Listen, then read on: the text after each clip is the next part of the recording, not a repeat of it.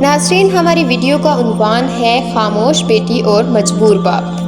وہ اکثر اپنے باپ سے اس لیے خواہشات نہیں کرتی تھی کہ پہلے ہی اس کی شادی کا خرچہ اور جہیز بناتے بناتے اس کا باپ مقروض ہونے والا ہے۔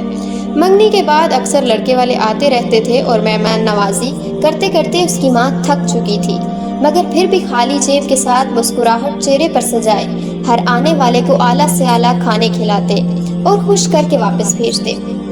کبھی نند تو کبھی جیٹھانی، کبھی چاچی تو کبھی ساس، کبھی مامی ساس، ہر رشتے کو یکساں احترام دلانے کے لیے وہ الگ الگ ٹولیوں میں آتے رہتے ہیں۔ اس طرح شام کو اس کے باپ جب گھر آتا ہے تو ان کے پاس خاموش بیٹھ کر ان کا سر دبانے لگتی ہے، جیسے باپ کو ہمت دلا رہی ہو یا یہ کہنا چاہ رہی ہو کہ سوری بابا، میری وجہ سے آپ قرض لینے پر مجبور ہیں۔ شادی کی تاریخ فکس کرنا ایک تہوار بن چکا ہے۔ لڑکی والوں کو پتہ ہی نہیں ہوتا کہ کتنے لوگ آئیں گے۔ ان کے کھانے پینے کے علاوہ سب کے لیے کپڑے خرید کر رکھنے ہوتے ہیں، چاہے 5 لوگ ہوں یا 15۔ پھر بارات پر لڑکی کے باپ کو 10 بندے گھیر کر پوچھتے ہیں، جی کتنے بندے آ جائیں؟ کیا بولے گا وہ؟ اگر 100 کہتا ہے تو جواب ملتا ہے 200 ہمارے اپنے رشتہ دار ہیں، پھر محلے دار، لڑکے کے دوست، کچھ نہیں تو 400 افراد تو مجبوراً لانے ہی پڑیں گے۔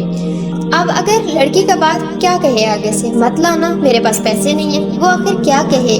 پھر فرسودہ نظام میں بارات والے دن لڑکی کے ساتھ 2 دیگیں کھانا بھی بیچنا ہے، جہیز بھی خود بنا کر چھوڑ کر آنا ہے۔ ناظرین، اس طرح سے ہوتی ہے ایک بیٹی گھر سے رخصت۔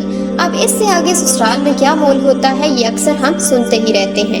ہاتھ جوڑ کر التجا ہے کہ مت کریں ایسا، توڑ دیجئے ایسی رسمیں جن سے ایک باپ توبہ کرے کہ اس کو بیٹی پیدا نہ ہو، اور چھوڑ دیجئے یہ بیکار کی رسمیں کہ بیٹیاں ماں باپ کی غربت دیکھ کر اپنی شادیوں کا خیال دل سے نکال دیں۔ اپنے بیٹے کے لیے سادگی سے نکاح کر کے بہو لا کر دیکھیں، اپنی بیٹی بھی وہی سادگی سے رخصت کر کے دیکھیں، آپ کو سکون ملے گا۔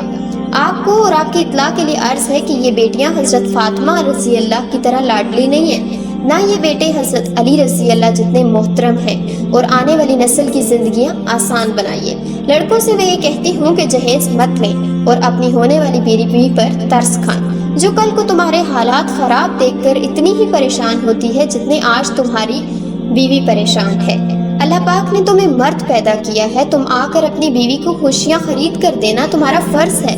بیوی پر بوجھ مت بنو، بیوی کے گھر والوں پر بوجھ اس وقت مت بنو، حالات دیکھو، مہنگائی دیکھو، کتنی پریشانیاں لاحق ہیں، اور یہ ساری پریشانیاں اگر آپ کے گھر میں آپ کے باپ کو، آپ کی ماں کو، سب کو لاحق ہے تو سمجھ جائے نا کہ جس کی لڑکی بھی آ کر اپنے گھر میں آپ لے کر جا رہے ہیں وہ بیچارے تو پریشان ہوں گے، ان کی پریشانی کا بھی خیال رکھیں۔